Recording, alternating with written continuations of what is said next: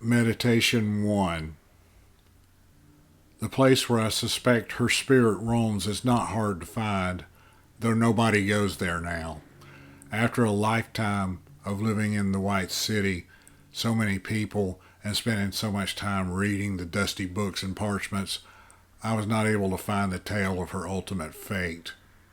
I read and reread the story of her love dying and of her living on and on and on, watching her child grow old and die, and his child and his.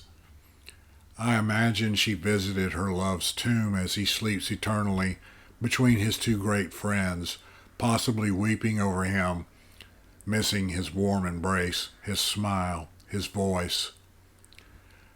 Many who share my obsession forget that she was already ancient by the measure of men when she first met him, and knew she would go on living much longer after he passed away. It was a sacrifice she was willing to make, knowing the grief and pain would come with no cure, and she'd have to bear it all alone. Did she ever regret her decision? Did she ever wish she'd listened to her father and taken the ship with her kin to dwell forever in the undying lands? She instead made the choice, the sacrifice, knowing the pain that was coming when she was left alone. She lived in the city for many years after the death of her love and the death of her child and of her child's child.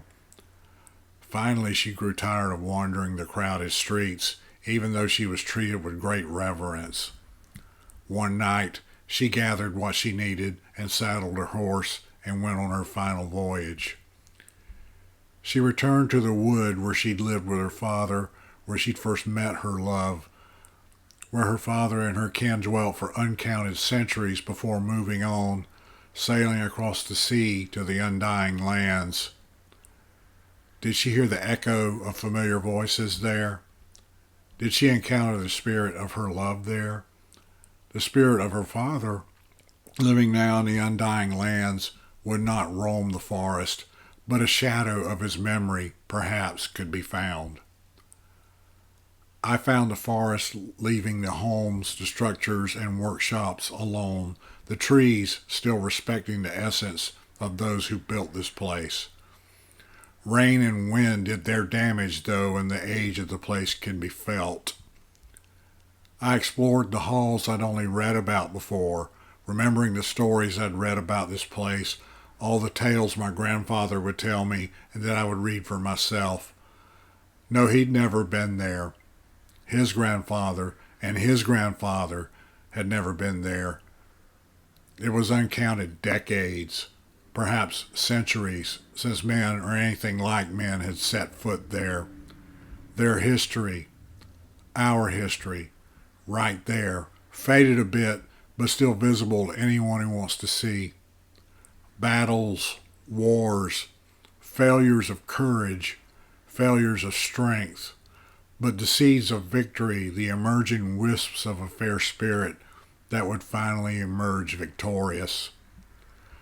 Was that the whispering voices of those who dwelt here before, or just the wind?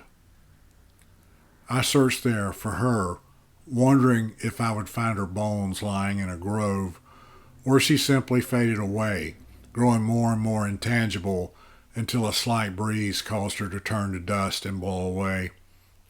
Either way, her spirit still roams there, casting its fair and gentle but sad light over the wood, over the buildings here. The eternal silence, broken only by the wind now, or the cries of the birds, stir her voice in their echoes. After a few days, I left, returning to the White City with no answers. I didn't find her bones, nor any sign of her still living in this world. Did she leave that place? I think not. One way or another, living or dead, she still dwells there, with the memories and the ghosts. Hello, this is J. Franklin Evans. Thank you for listening to this episode of Stories That Suck. Did this story suck? Let me know.